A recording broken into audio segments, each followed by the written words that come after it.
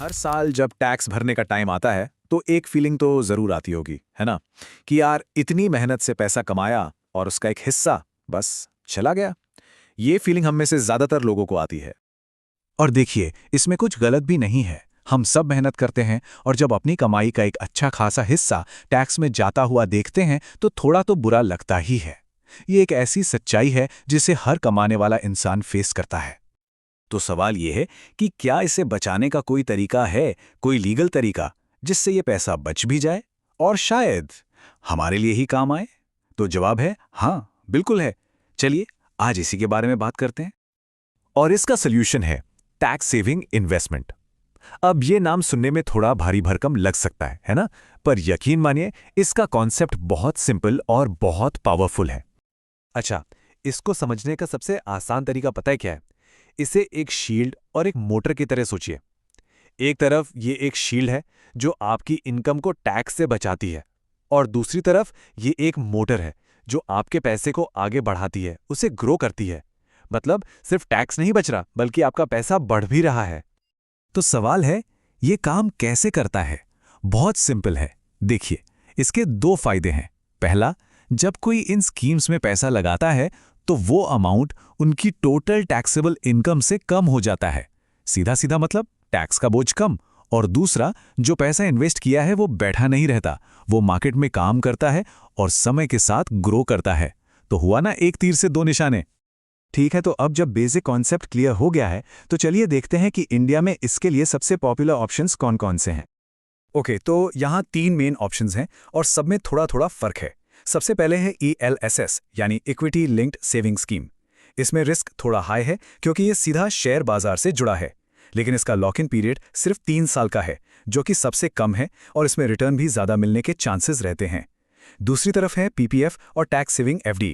ये दोनों सेफ माने जाते हैं। PPF में पैसा 15 साल के लिए लॉक होता है और रिटर्न सरकार तय करती है, और FD वो 5 साल की होती है और उस पर इंटरेस्ट रेट फिक्स रहता है। तो मतलब जैसी ज़रूरत वैसा ऑप्शन। एक और जरूरी बात, ये जितने भी ऑप्शंस हैं ना, ये सब इनकम टैक्स एक्ट के सेक्शन 80C के अंडर आते हैं। अब इसका मतलब क्या है? इसका सीधा सा मतलब है कि 1 साल में 1.5 लाख रुपए तक के इन्वेस्टमेंट पर टैक्स में छूट मिल सकती है। ये लिमिट याद रखना बहुत जरूरी है। अब इतने सारे ऑप्शंस देखकर कंफ्यूजन होना तो लाजमी है। तो फिर सवाल ये उठता है कि किसी के लिए बेस्ट ऑप्शन कौन सा है, कैसे चुनें? देखिए, इसका जवाब 3 चीजों पर डिपेंड करता है। सबसे पहली चीज, रिस्क लेने की कैपेसिटी। क्या मार्केट के उतार चढ़ाव से कोई दिक्कत तो नहीं?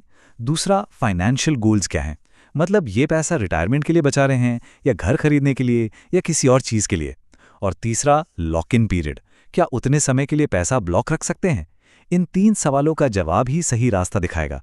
और हाँ, एक बात हमेशा याद रखनी चाहिए, जो इन्वेस्टमेंट किसी एक के लिए परफेक्ट है, जरूरी नहीं कि वो सबके लिए सही हो।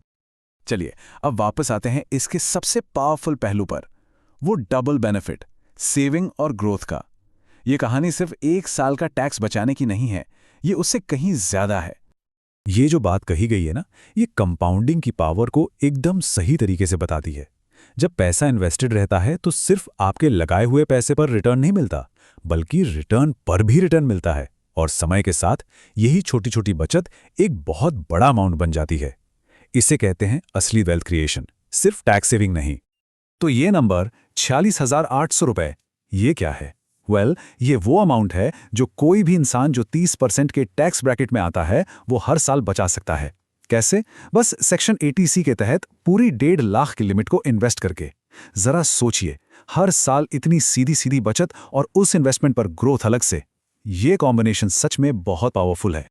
तो आखिर में बस एक सवाल सोचना है, क्या आज टैक्स बचाने के लिए उठाया गया ये छोटा सा कदम आने वाले कल के बड़े सपनों को पूरा करने की पहली सीढ़ी हो सकता है? असल में ये सिर्फ टैक्स बचाना नहीं है, ये अपनी मेहनत की कमाई को अपने भविष्य के लिए काम पर लगाने का एक तरीका है। और अगर सही जानकारी और सही प्लानिंग हो तो इस सवाल का जवाब हाँ हो सकता है।